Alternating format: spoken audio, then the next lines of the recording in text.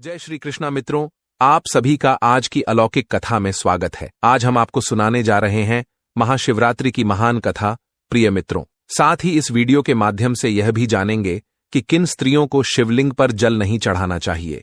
यदि वह जाने अनजाने में ऐसा करती हैं तो उन्हें कौन सा पाप लगता है और उन्हें इसका दुष्परिणाम भुगतना पड़ सकता है। तो चलिए मित्रों, आपका ज्यादा समय व्यर्थ न करते हुए आज की कथा प्रारंभ करते हैं। मित्रों, एक बार की बात है, भगवान शिव जी आदिशक्ति माता पार्वती के साथ कैलाश पर्वत पर विराजमान थे।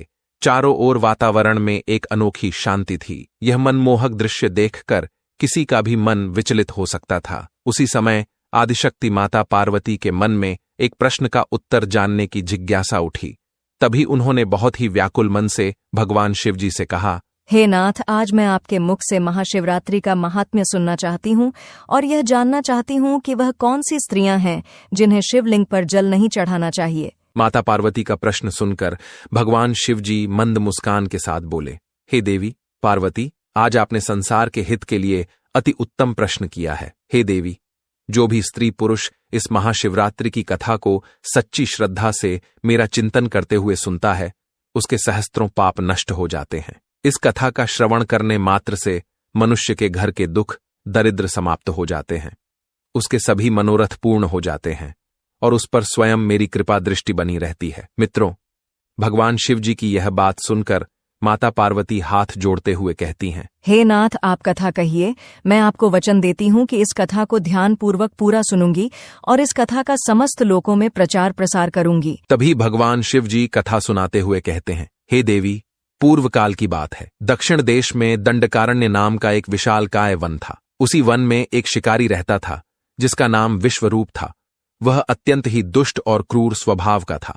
उसके अंदर तनिक मात्र भी दया भाव नहीं थी। वह सदैव क्रूरता के काम किया करता था। वह प्रतिदिन सुबह उठकर वन में चला जाता और वहां जाकर मृग को तथा अन्य पशुओं को मारकर उन्हें अपना शिकार बना लेता था। आगे भगवान शिव जी कहते हैं, हे देवी, उन बेजुबान और असहाय जानवरों को मारते समय उसे थोड़ा सा भी भय नहीं लगता है। वह इतना दुष्ट था कि जंगल से आने जाने वाले राहगीरों को लूट लेता था।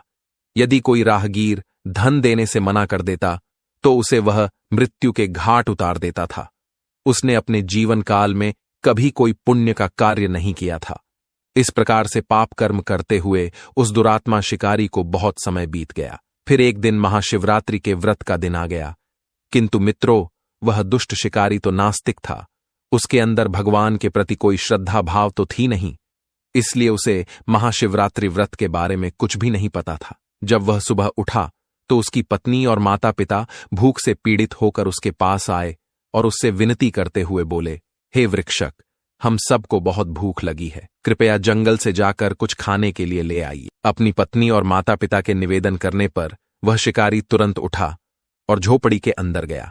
धनुष बाण उठाया और पीने के लिए एक पात्र में पानी भरकर शिकार करने के लिए जंगल की ओर चला गया। मित्रों, उस दिन शिकारी विश्वरूप ने सारा दिन जंगल में शिकार की खोज की, परंतु उसे जंगल में ना कोई हिरण दिखा और ना कोई अन्य जानवर दिखा।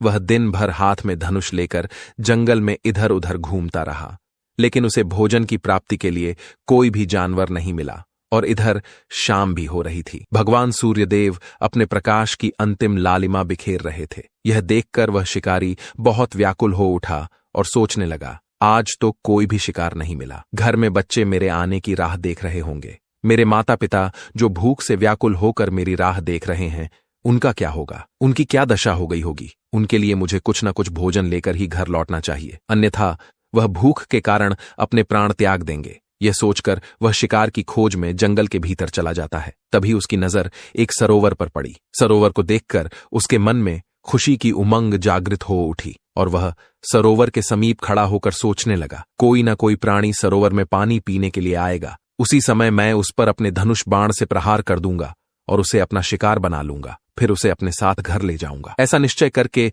वह एक विशालकाय बेल के वृक्ष पर चढ़कर बैठ गया और सरोवर पर अपने शिकार के आने की राह देखने लगा और सोचने लगा, पता नहीं कब कोई प्राणी पानी पीने के लिए आएगा और कब मैं उसे मारूंगा। मित्रों, शिकार की प्रतीक्षा करते करते शाम हो चुकी। उधर सूर्यदेव अस्त हो चुके थे, किंतु उस सरोवर पर कोई भी प्राणी पानी पीने नहीं आया। वह शिकारी भूख प्यास से पीड़ित होकर उसी पेड़ पर बैठा रहा। थोड़ी देर बाद रात्रि का पहला पहर प्रारंभ हो गया। तभी उस सरोवर के पास एक हिरनी उछलते कूदते हुए पानी पीने के लिए आती है। मित्रों, उस हिरनी को सरोवर के पास देखकर उस शिकारी को बहुत खुशी हुई और उसने तुरंत उस हिरनी को मारने के लिए अपने तरकश से बाण निकाला और धनुष पर रखकर प्रत्यंचा खींची। उसी समय पात्र में रखा हुआ जल और कुछ बेलपत्र नीचे गिर पड़े। मित्रों, वह जल और बेलपत्र उस वृक्ष के नीचे एक प्राचीन शिवलिंग था। उसके ऊपर जा गिरे जल और बेलपत्र के शिवलिंग पर गिरने से उस शिकारी की पहले पहर की पूजा संपन्न हो गई, जिससे अनजाने में ही उस शिकारी के समस्त पाप तत्काल नष्ट हो गए। उधर वृक्ष से जब जल गिरा